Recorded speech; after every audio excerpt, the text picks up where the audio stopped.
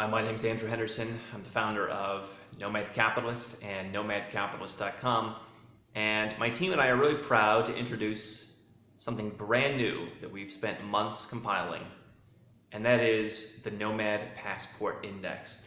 Now, we set out to create the Nomad Passport Index because we saw all the different rankings of passports out there and realized that everyone in the media and everyone on the internet was ranking passports on only one criteria, and that is their ability to travel.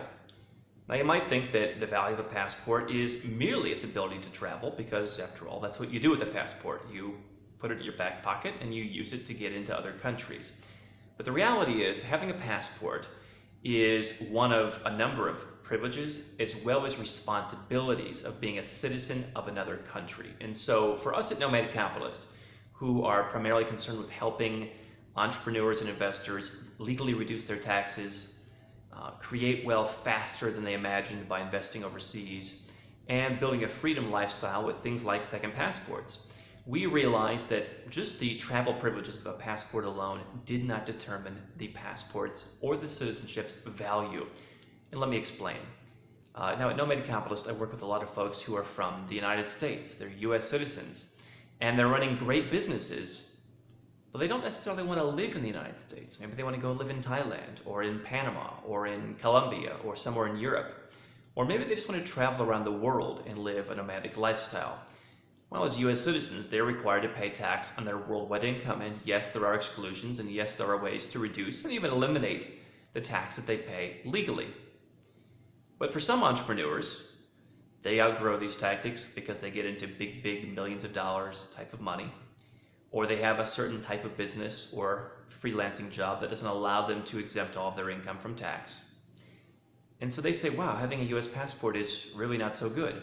Well, if you look at all the other indexes and reports out there, you would see that the US passport was ranked very highly because Americans can get into about 173 or 174 countries and territories without a visa or with visa on arrival.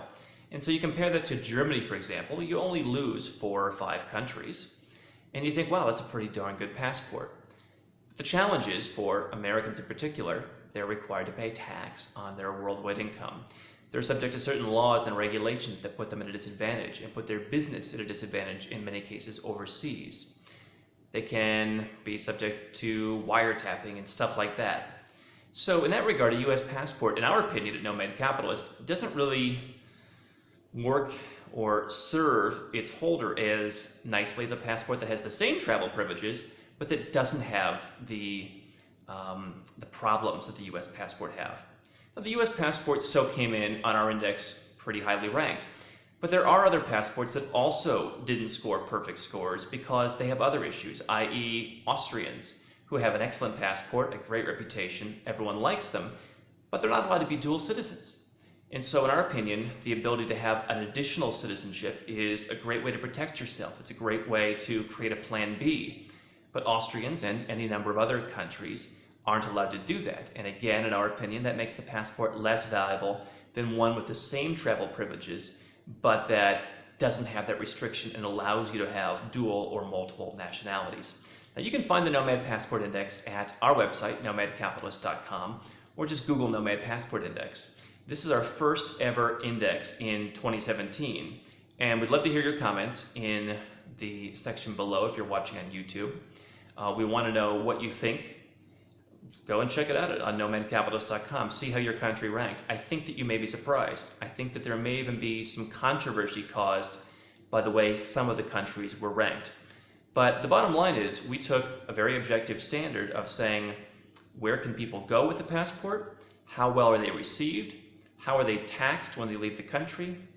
How free are they when they leave the country? And can they have dual citizenship? And so each of those factors played a role. Travel played the biggest role, which is why European passports dominate the top 10, and Western passports, with a few exceptions like Singapore and Malaysia, dominate the top 30.